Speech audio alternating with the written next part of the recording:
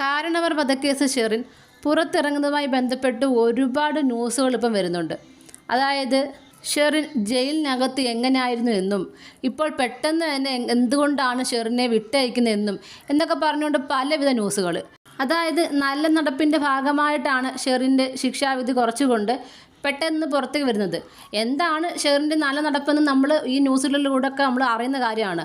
മാത്രമല്ല 6 വർഷത്തിനിടയ്ക്ക് 24ഓളം പരോളുകൾ നമ്മുടെ ഷെറിന് കിട്ടിയിട്ടുണ്ട്. അപ്പോൾ ഇത്രയൊക്കെ പരോളുകൾ ഒപ്പിക്കാൻ വേണ്ടിയിട്ടുള്ള ഒരു ബന്ധം ഷെറിന് എങ്ങനെയാണ് ഉണ്ടായതെന്ന് സഹതടവുകാർ പറയുന്നുണ്ട്. അതായത് ഇവർ മുമ്പ് ഷെറിനോടൊപ്പം ജയിലിലുണ്ടായിരുന്നൊരു വ്യക്തിയായിരുന്നു. അവർ പറയുന്നത് ഇങ്ങനെയാണ്: ഷെറിന് ജയിലിൽ VIP പരിഗണനയായിരുന്നു. അതായത് സാധാരണ ഒരു ജയിൽ പുള്ളിക്ക് കിട്ടുന്നതിനേക്കാൾ കൂടുതൽ ആനുകൂല്യം കിട്ടിയിരുന്നു.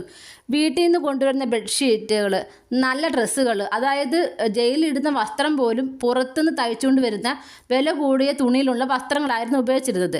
മാത്രമല്ല കോസ്മെറ്റിക് സാധനങ്ങൾ ഉപയോഗിച്ചിരുന്നു. ലിപ്സ്റ്റിക്കൊക്കെ ഇട്ടുകൊണ്ടായിരുന്നു ആൾ ജയിലിൽ കടന്നിരുന്നത്. മാത്രമല്ല ഇവിടുന്ന് അപ്പുറത്ത് ജയിലിലേക്ക് പോകുന്നതിനോ അല്ലെങ്കിൽ ഓഫീസിലേക്ക് പോകുന്നതിനോ കുട ചൂടിയാണ് ഷെറിന് പൊയ്ക്കൊണ്ടിരുന്നത്. അതായത് നമ്മുടെ അവിടുത്തെ ഡോക്ടറാണ് ഷെറിന് കുട നിർദ്ദേശിച്ചത്. അതായത് ഷെറിന് എല്ലാവരിൽ നിന്നും ഒരുപാട് പരിഗണന കിട്ടിയിരുന്നു. കാര്യം ഇവരിൽ നിന്നെല്ലാം പരിഗണന കിട്ടാനും വേണ്ടിയിട്ടുള്ള കാര്യങ്ങളൊക്കെ ഷെറിൻ ചെയ്ത് കൊടുത്തിട്ടുണ്ടായിരുന്നു. അതുപോലെ തന്നെ ഭക്ഷണത്തിൻ്റെ കാര്യത്തിലും പലവിധ മാറ്റങ്ങളും ഷെറിനുണ്ടായിരുന്നു. നല്ല ഭക്ഷണങ്ങൾ, അതായത് ജയിലിൽ നിന്ന് കൊടുക്കുന്ന ഭക്ഷണത്തിന് പുറമേ ഷെറിൻ എന്താണ് ആവശ്യപ്പെടുന്നത് ആ ഭക്ഷണം ജയിലിലെത്തുമായിരുന്നു. മാത്രമല്ല സാധാരണ എല്ലാവരും ക്യൂ നിന്ന ഭക്ഷണം മേടിക്കുന്ന ഷെറിന് മാത്രം ഇതൊന്നും ബാധകമല്ല. ഷെറിൻ നേരിട്ട് ചെല്ലുക, ഭക്ഷണം എടുക്കുക, പോരുക. ഇതാണ് ഷെറിൻ. കാര്യം ഷെറിന് എല്ലാവരും പരിഗണന കൊടുത്തുകൊണ്ടിരുന്നതാണ്. കാരണം മുകൾ തലത്തിൽ നിന്നുള്ള ഓർഡറുണ്ട്. ഇപ്പോൾ താഴെ നിൽക്കുന്നവർക്കൊക്കെ അനുസരിച്ചേ പറ്റൂ. അതായത് സഹതടവുകാർ പറയുന്നത് ഇങ്ങനെയാണ്: DIG പ്രതാപ് എന്ന് പറയുന്ന ഒരു വ്യക്തിയായിരുന്നു അന്ന് ഷെറിന് ഏറ്റവും കൂടുതൽ ഒരു സഹായം ചെയ്ത് കൊടുത്തിരുന്നത്. മാത്രമല്ല ഇയാൾ അവിടെ വരുമ്പോൾ ഏകദേശം രാത്രിയിലൊക്കെ വരുവാണെങ്കിൽ 2 മണിക്കൂറോളം അല്ലെങ്കിൽ 2 മണിക്കൂർ കൂടുതൽ സമയം ഷെറിൻ പുറത്തായിരിക്കും. രാത്രി ഇത്രയും 3-4 മണിക്കൂർ കഴിഞ്ഞിട്ടൊക്കെയാണ് രാത്രി ഷെറിൻ തിരിച്ച് തടവ് മുറിയിലേക്ക് വരുന്നത്. അപ്പോൾ അതിനെയൊക്കെ ഈ പറഞ്ഞ ചോദ്യം ചെയ്തു. സഹതടവുകാർ ചോദ്യം ചെയ്തു.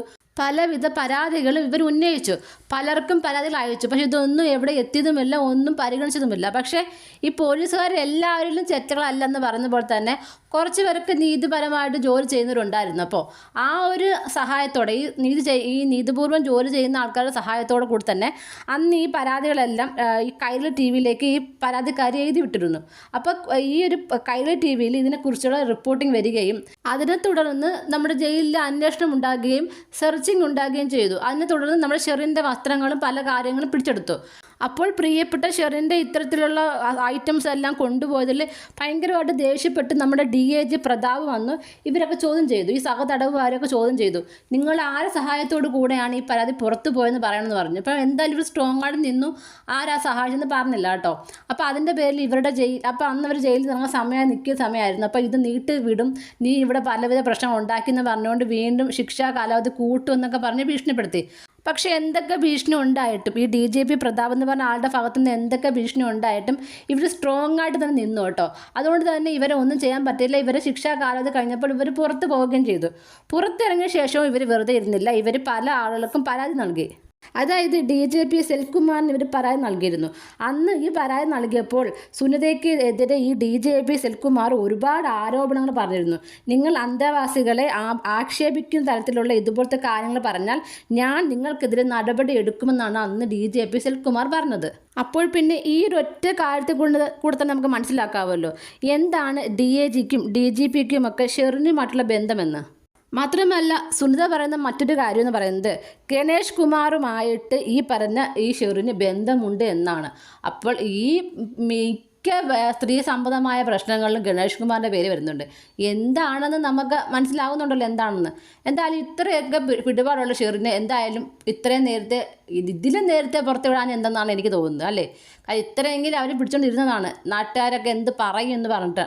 അപ്പോൾ ഗണേഷ് കുമാറൊക്കെ ഇപ്പം മന്ത്രി സ്ഥാനത്തിരിക്കുമ്പോൾ എന്തായാലും ഷെറിനെ വിടാതിരിക്കത്തില്ല, വിടും. എന്തായാലും ജയിലിൽ കിടന്നുകൊണ്ടാണെങ്കിലും ഇത്രയൊക്കെ ആളുകൾ സ്വാധീനിക്കാൻ കഴിഞ്ഞ ഷെറിനെ സമ്മതിച്ചേ പറ്റൂ. ഇതൊരു അപാര കഴിവ് തന്നെയാണ് അല്ലേ. അവളുടെ കഴിവിൻ്റെ കാര്യം പ്രത്യേകിച്ച് പറയേണ്ട ആവശ്യമൊന്നുമില്ല അല്ലേ.